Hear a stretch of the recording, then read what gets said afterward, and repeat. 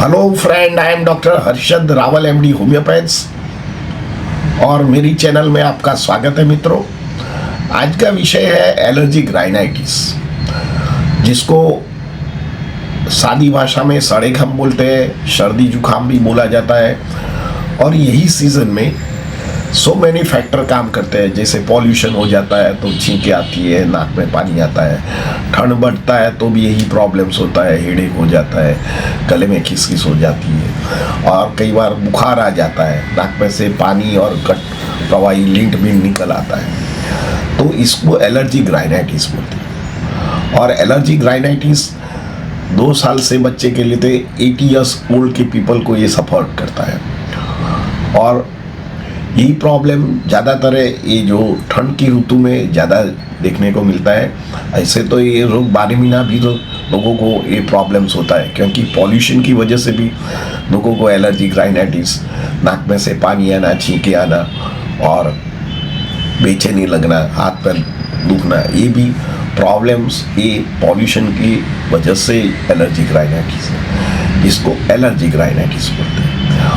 तो इसका क्या कॉज है, क्या साइन एंड सिम्टम्स है और इसके लिए कौन सा टेस्ट कर सकते हैं और घरेलू क्या उपचार कर सकते हैं और 5 बेस्ट होम्योपैथी के बारे में हम समझाएंगे। मित्रों, एलर्जिक मीन्स जो हमको कोई भी चीज़ हमारी बॉडी में जाता है और बॉडी उसको रिजेक्ट करता है, तो इसको एलर्जिक बोलते हैं। और राइनाइटिस मीन्स जो नाक और रेस्पिरेटरी ट्रैक्ट लगते कोई एलर्जी होता है तो उसको एलर्जिक राइनाइटिस बोलते हैं।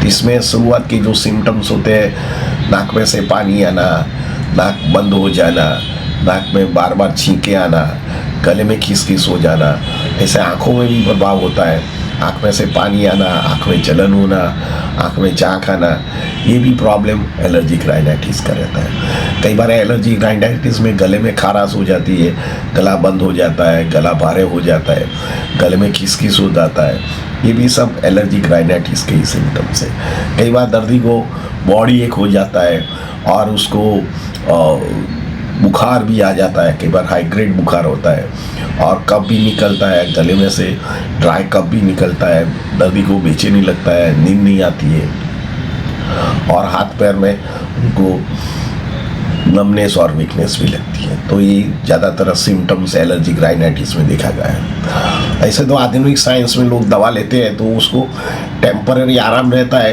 पर फिर से ये एंटीबायोटिक का कोर्स करते हैं या एंटीहिस्टामिनिक दवा लेते हैं और दर्दी को लॉट ऑफ टेस्ट कराते हैं और चेस्ट एक्सरे कराते हैं, सीटी कराते हैं, एंडोस्कोप कराते हैं। तो ये टेम्पररी दर्दी को ठीक रहता है, पर ये दवा फिर से दवा लेते हैं तो फिर से ये प्रॉब्लम स्टार्ट हो जाता है और दर्दी कंटाल जाता है। तो धीरे धीरे सामान्य दर्दी को जो दवा से मिटना चाहिए तो उसको दर्दी को अस्थमा तक पहुंच जाता है, क्योंकि ये जो आधुनिक दवा का जो दवा है ये हमारा रेस्पिरेटरी ट्रैक को सिकुड़ देता है।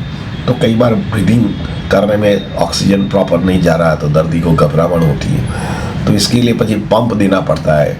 जो सादा पंप से ठीक नहीं होता तो स्टीरोड युक्त पंप देना पड़ता है। इससे दर्दी को गले में ड्राइनेस लगती है, टेम्परेरी आराम तो लगता है पर उसको ये प्रॉब्लम ज़्यादा बढ़ जाता है और बार बार ये प्रोसेस करने से दर्दी को मेंटली एंड फिजिकली चैलेंजेबल हो जाता है, दर्दी ठीक नहीं होता है। तो इसको जब ऐसा प्रॉब्लम हो जाए तब आप होम्योपैथिक दवा लेना चाहिए, क्योंकि होम्योपैथिक की दवा जो होता है बॉडी की इम्यूनिटी बढ़ाता है और दर्दी को जो सर्दी, खांसी, जुकाम और जो जिसको हे फीवर बोलते हैं उसको कंट्रोल करता है, इम्यूनिटी बढ़ा देता है और दर्दी को ठीक पण कर सकता है। तो जब ये जो सिम्टम्स आए तो दर्दी को क्या करने का है, तो सबसे पहले उसको गर्म पानी पीने का है और नाक में सलाइन डालने का है, पर्टिकुलरली सॉल्ट सलाइन। तो नाक जो बंद हो जाता है वो ठीक हो जाएगा। उसको स्टीम लेना चाहिए, अजमा डाल के स्टीम से भी दर्दी को राहत करता है।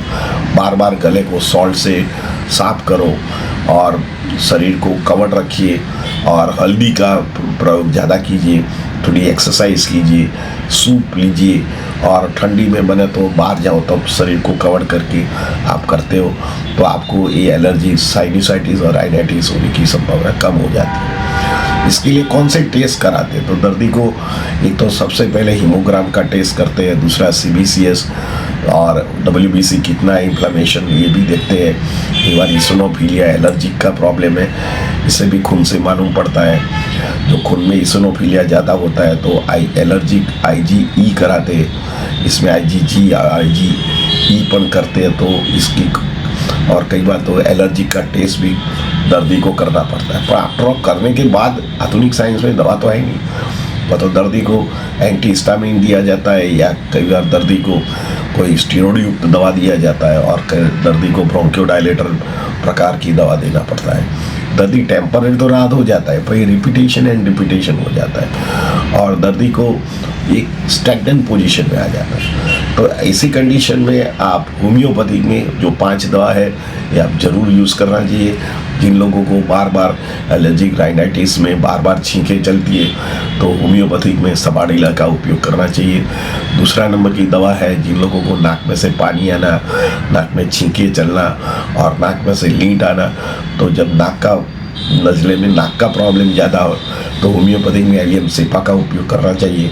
तीसरे नंबर की दवा जो है ये यूप्रेशिया, जिन लोगों को या डलका मारा, जिन लोगों को आँख में पानी आना, आँख में स्मार्टिंग पेन होना, आँख भारीपन हो जाना, आँख में हेडेक हो जाना, वर्टिगो हो जाना, चक्कर आ जाना, ऐसे जब कंडीशन हो जाए नज़ला से तो आप यूप्रेशिया या डलका मारा को में से एक दवा यूज़ कर सकते हैं। चौथा नंबर की दवा है जिन लोगों को गले में खारास लगे, गले में सूजन लगे और गले में पेन हो जाए, लो ग्रेड फीवर हो जाए, तब आप बेलाडोना या कैलकेरिया कार्ब का उपयोग कर सकते हैं। 5th नंबर की दवा जिन लोगों को हे फीवर या एलर्जिक राइनाइटिस के कारण उसको बॉडी एक हो जाए, हाई ग्रेड फीवर हो जाए, शरीर दुखने लगा है, बेचैनी लगे, तो आप जेलसेनम के साथ कालीफॉस या आर्सेनिक आल्ब का उपयोग कर सकते हैं। तो ये दवा की कोई साइड इफ़ेक्ट नहीं है और थोड़ा लंबे टाइम तक लेना पड़ता है क्योंकि ये इम्यूनिटी बढ़ाने की दवा है। जैसे इम्यूनिटी बढ़ेगा तो आप 3 से 6 महीने में कहीं भी कितनी भी पुरानी आपको एलर्जिक राइनाइटिस का प्रॉब्लम हो, खांसी का प्रॉब्लम हो, नज़ला का प्रॉब्लम हो, आँखों में स्मार्टिंग हो या नोज़ बंद हो जाता है या आपको बेचैनी लेता है, बॉडी एक होता है, तो इसमें अमूक दवा है, इसकी कोई साइड इफ़ेक्ट नहीं है। ज़रूर कोई अच्छे होम्योपैथ पास से ज़्यादा दवा लेना चाहिए, उसका कोर्स करना चाहिए, डू एंड डोंट्स फॉलो करना चाहिए, तो आपको ज़रूर एलर्जी राइनाइटिस में अच्छा रिजल्ट मिलता है और आपका हेल्थ भी अच्छा हो जाता है। तो मित्रों ये ज़रूर ट्राई कीजिए। Thank you very much.